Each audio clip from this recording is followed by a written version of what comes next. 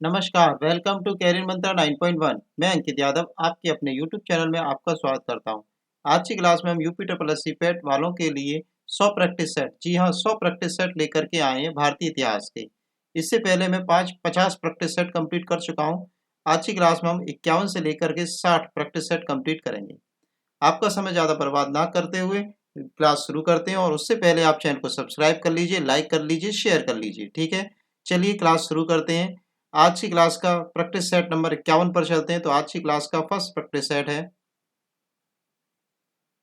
आज की क्लास का प्रैक्टिस सेट नंबर 51 पर हम हैं। ठीक है, इससे पहले 50 प्रैक्टिस सेट कंप्लीट हो चुके हैं, तो आप समझ सकते हैं कि हमने 250 क्वेश्चन कंप्लीट कर चुके हैं।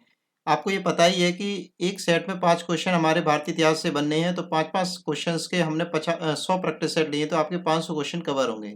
तो चलिए समय बर्बाद नहीं करते हैं, आज की क्लास का फर्स्ट क्वेश्चन देखते हैं।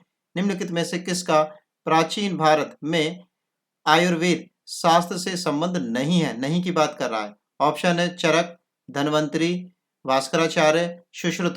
तो भास्कराचार्य का संबंध आयुर्वेद से नहीं और बाकी तीनों का है। हिंग सांग किसके शासनकाल में भारत आया था? ऑप्शन है चंद्रगुप्त द्वितीय, चंद्रगुप्त मौर्य, चंद्रगुप्त प्रथम या सम्राट हर्ष। तो सम्राट हर्ष के शासनकाल में हिंग सांग भारत आया था। निम्नलिखित में से किसका शिखर द्रविड़ शैली में बना हुआ है? ग्वालियर का तेली मंदिर, भीतरगांव मंदिर, कदारिया महादेव मंदिर या ओसिया मंदिर। तो इस क्वेश्चन का राइट आंसर हो जाएगा ग्वालियर का तेली मंदिर, जो है आपका द्रविड़ शैली पर बना हुआ है। तैमूर का आक्रमण करने के बाद भारत में किस वंश का राज स्थापित हुआ? तैमूर के मतलब आक्रमण करने के बाद में। ऑप्शन है खिलजी वंश, सैयद वंश, तुगलक वंश या फिर मुगल वंश। तो सैयद वंश का शासनकाल चला था। अकबर के शासनकाल में निम्नलिखित घटनाओं को कालानुक्रम में लगाना है, क्रम से लगाना है। सबसे पहले कौन सी घटना हुई थी उसके क्रम में लगाना है।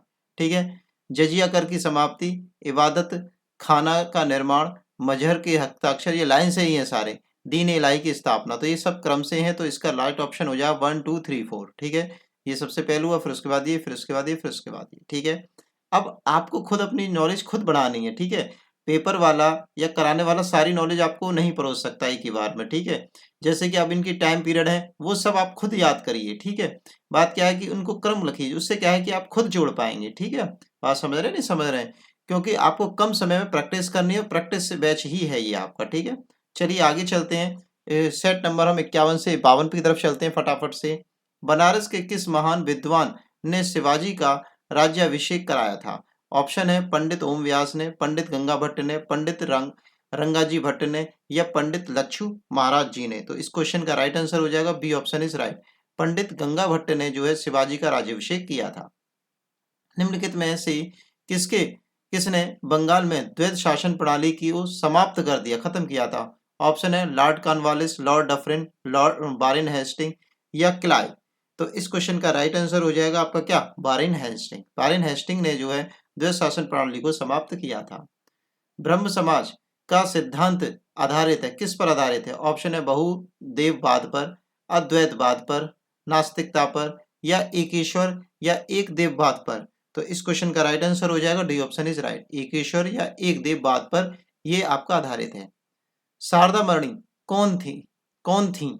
केशव चंद्र सेन की पुत्री, रामकृष्ण परमहंस की पत्नी, राजा राममोहन राय की पत्नी, स्वामी विवेकानंद की माँ। तो रामकृष्ण परमहंस की ये पत्नी थी शारदा मणि। बंगाल एवं बिहार में बंगाल किराएदारी अधिनियम कब लागू हुआ था? 1885 में, 1887 में, 1889 में या फिर 1900 में?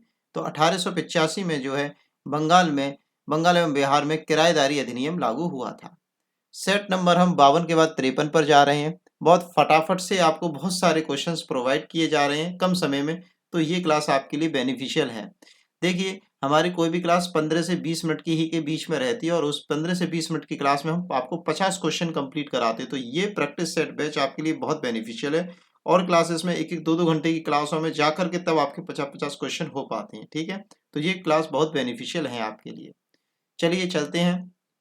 फर्स्ट क्वेश्चन है, मरण पट्टिका पर उत्कीर्ण सिंह युक्त देवता की कृति कहाँ से प्राप्त हुई है? ऑप्शन है लोथल से, बानाबली से, कालीबंगा से या सुरकोटदा से। ठीक है, तो कालीबंगा से जो है आपकी सिंह युक्त देवता की कृति प्राप्त हुई है।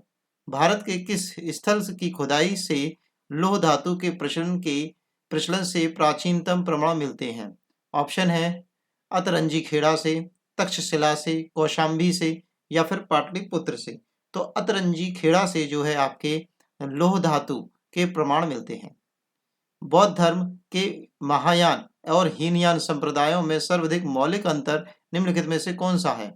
ऑप्शन है जाति रहित समाज, अहिंसा पर बल, स्तु पूजा, देवी देवताओं की पूजा। तो आपकी क्या आ जाएगा लास्ट? देवी देवताओं की पूजा। D option is right.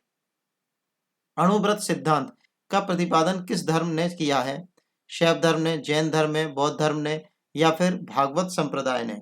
तो जैन धर्म ने जो है आपका अणुव्रत सिद्धांत दिया है। उत्तरी और उत्तरी पश्चिमी भारत में सर्वाधिक संख्या में तांबे के सिक्कों को किसने जारी किया था? ऑप्शन है शकों ने, कुषाणों ने, सातवाहनों ने या फिर प्रतिहारों ने? तो तांबे के सिक्के जो चलाए थे वो कुषाणों ने चलाए थे। B option is right. Next set की तरफ चल रहे हैं। सेट नंबर आपका 53 के बाद 54वां। अब क्लियर होगा। 1 मिनट पूरा निकल गया वो आपका सेट। अब सही है, ठीक है। 54 सेट पर हम आ गए हैं।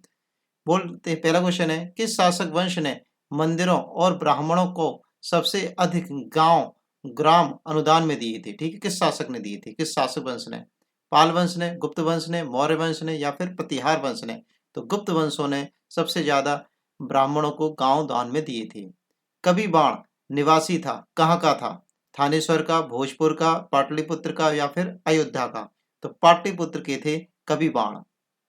निम्नलिखित में से किसे काला या श्याम पगोड़ा के नाम से भी जाना जाता है? देवगढ़ का मंदिर, सूर्य का मंदिर, कोणार्क का सूर्य मंदिर या खजुराहो का मंदिर? तो कोणार्क का सूर्य मंदिर जो है आपका ब्लैक पैगोडा के नाम से जाना जाता है।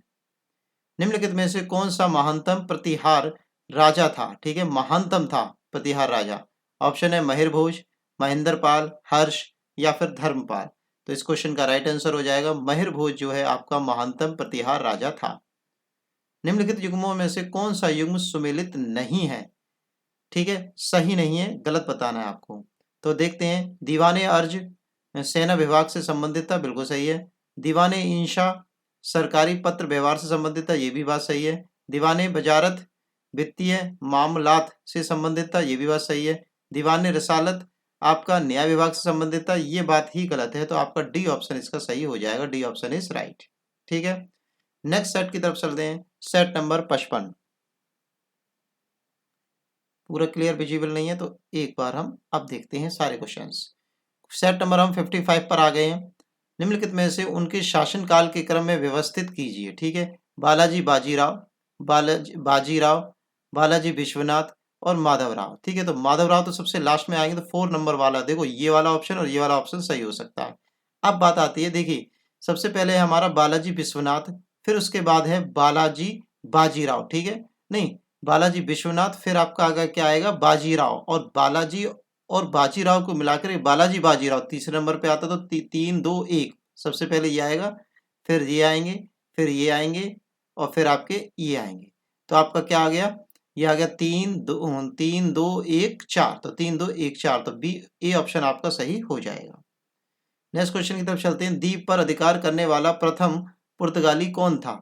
Vasco da Gama, Francisco de Almeida, Albuquerque और डियाज? तो इस क्वेश्चन का राइट आंसर हो जाएगा B option is right, Francisco de Almeida.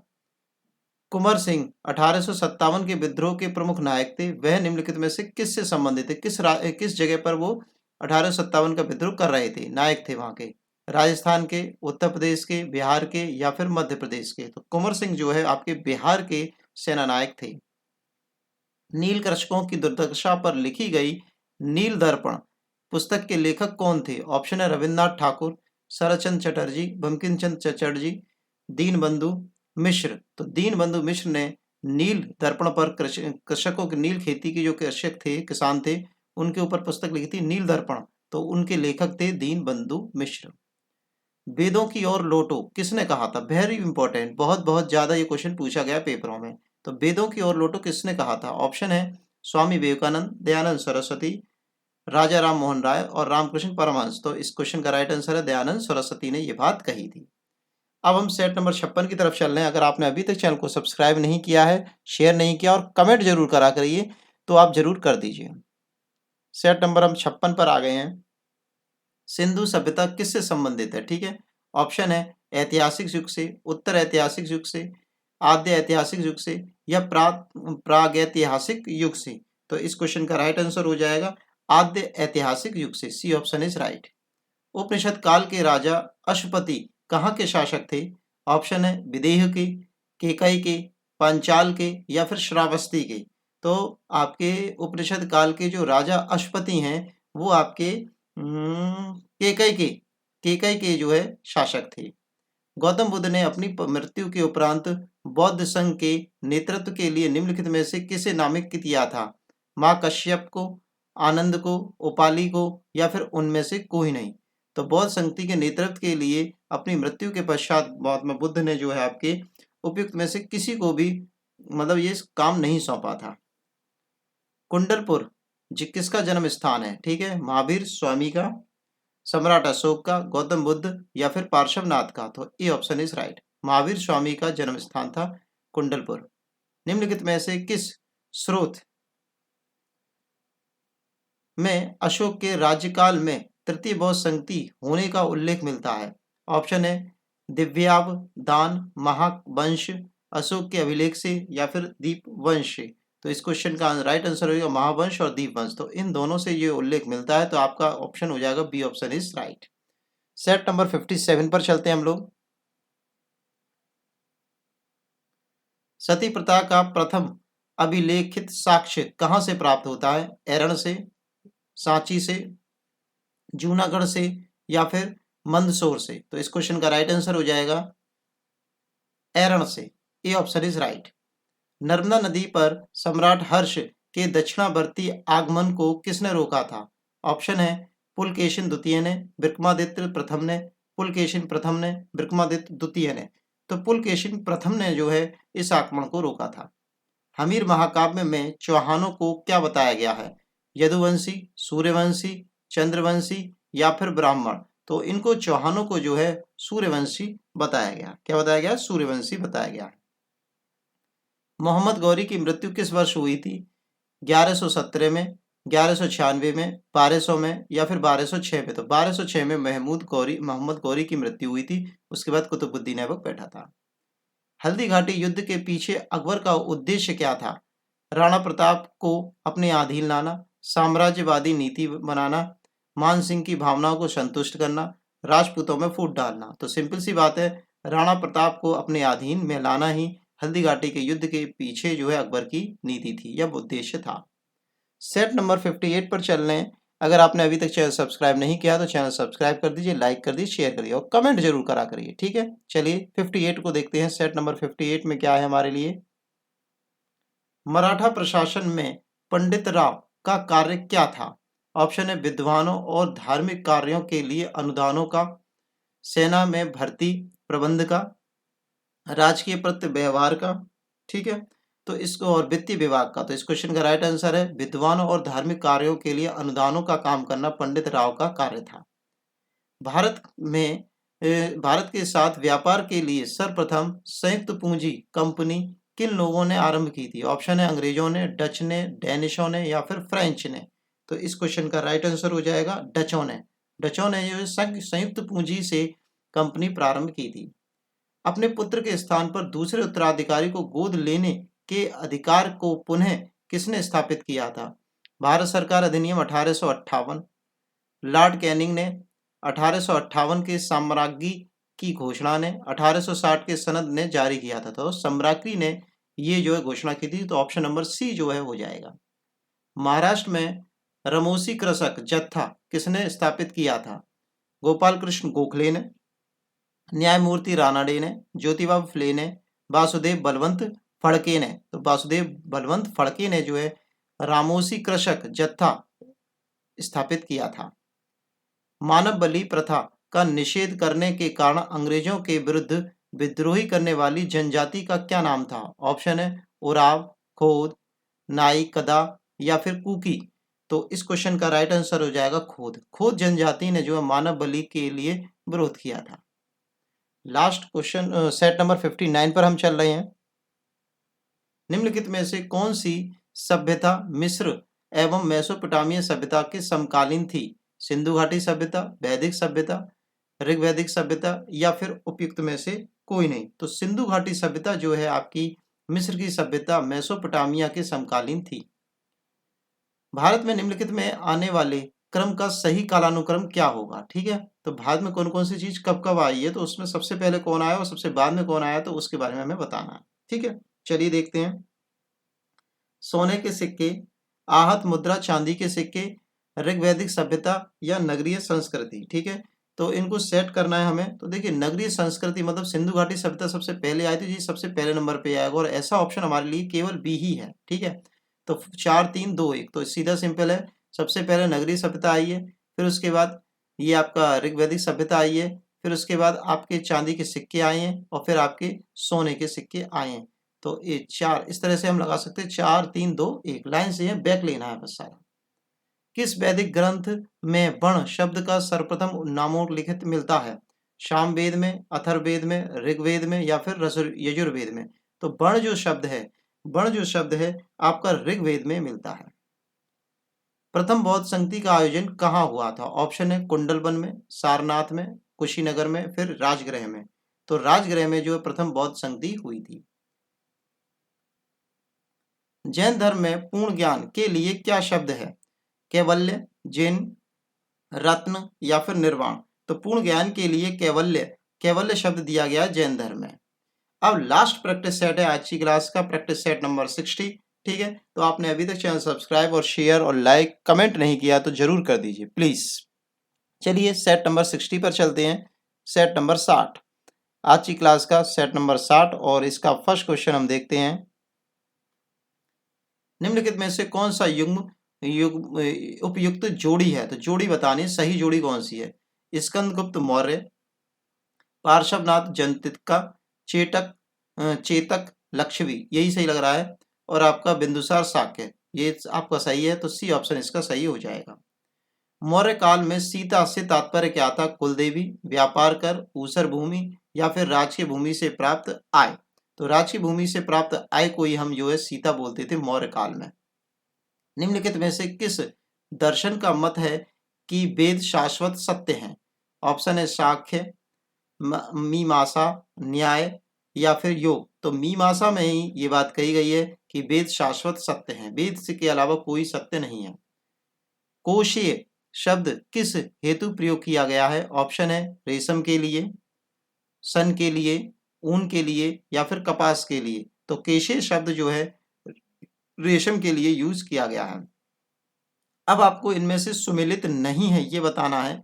Option पढ़ लेते हैं। आपका विष्णु मंदिर एरण, बिल्कुल बात सही है। दशावतार मंदिर देवगढ़, बिल्कुल सही है। ईट निर्मित मंदिर जबलपुर से। आगे देखते हैं शिव मंदिर भूमरा से, तो ये बात सही है। तो ये आपका गलत है, आपका हो जाएगा सी ऑप्शन इज राइट। यही आज की क्लास का लास्ट क्वेश्चन था। चैनल को सब्सक्राइब करिए, लाइक करिए, शेयर करिए। Thanks for watching video. Take care, bye bye, धन्यवाद।